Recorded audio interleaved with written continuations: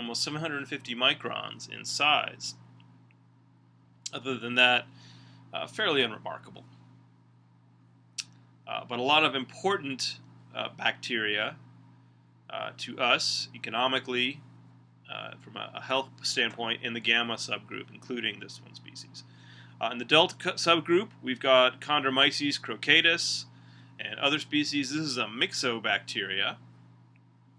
These are bacteria that act kind of like they're fungi. They kind of look like fungi in a way, but they are not fungi. They form these spore-producing structures, which makes them seem like maybe they're trying to emulate bacteria. And they're not the only group of bacteria that do this. I'm sorry, they're trying to emulate fungi. In the Epsilon subgroup, we've got a couple of species of importance to us, including Helicobacter pylori. Helicobacter pylori is known for being important in ulcers, stomach ulcers. This bacterium was shown to be a causal agent or part of the genesis of stomach ulcers. So we've got these other lineages that we spoke of, chlamydias, for example, the genus Chlamydia here, which causes a sexually transmitted disease. Spirochetes, which are typically spiraliform, or they look like spirals, corkscrews, like Leptospira here.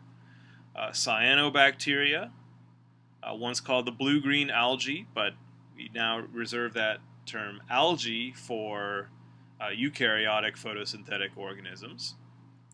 But cyanobacteria are photoautotrophic, feed themselves with sunlight.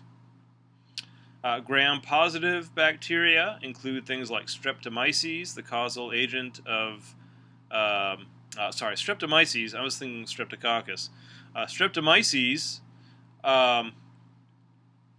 that suffix myces suggests that it's kind of like a fungus. Mycology is the study of fungi. And you can see that it also looks kind of like it's a little bit fungus-like, trying to pretend to be a fungus. And Streptomyces gives soil its earthy smell. So that if you dig soil and it smells like dirt, the reason is because of the presence of these compounds produced by organisms like Streptomyces. And then mycoplasmas kind of get grouped in with the gram-positive bacteria. They've lost their cell walls. Mycoplasmas are cell wall-less or wall-less bacteria.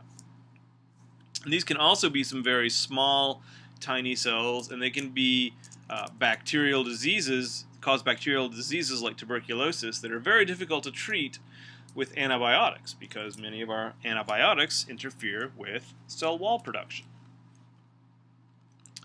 So why do we consider that there are three domains of life? Why don't we just say that bacteria and archaea are the prokaryotes and group them into some sort of supergroup? Well, one reason is that they don't form a clade, and they kind of violate our cladistic view of taxonomy. But there's also other very good reasons.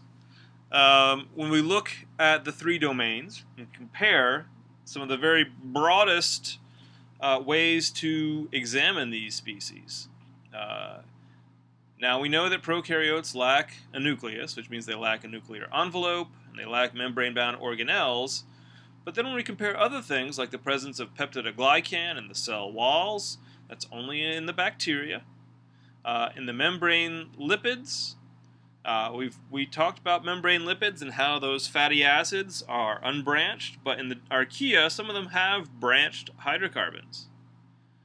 You can see that in terms of RNA polymerase, which organisms use to transcribe their DNA to make an RNA copy. Bacteria only have one kind, but archaea and eukarya have several kinds. When ribosomes bind that first anticodon, which encodes for methionine encodes a very special form called formal methionine in bacteria, but in archaea and eukarya, they have the just regular old methionine there.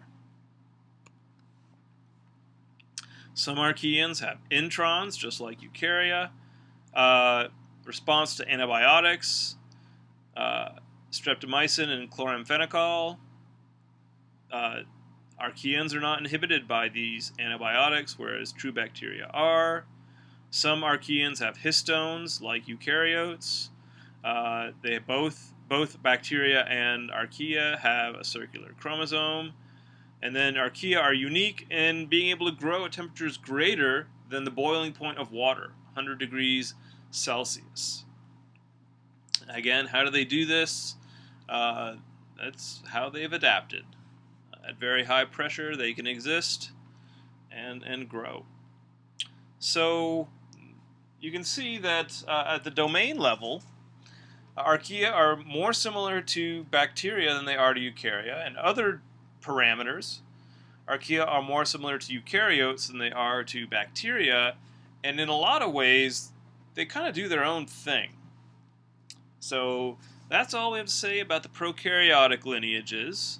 So we've gotten 2 of our domains out of the way, which leaves us with only 1, but it's going to take us the rest of the semester to dissect the eukaryotes.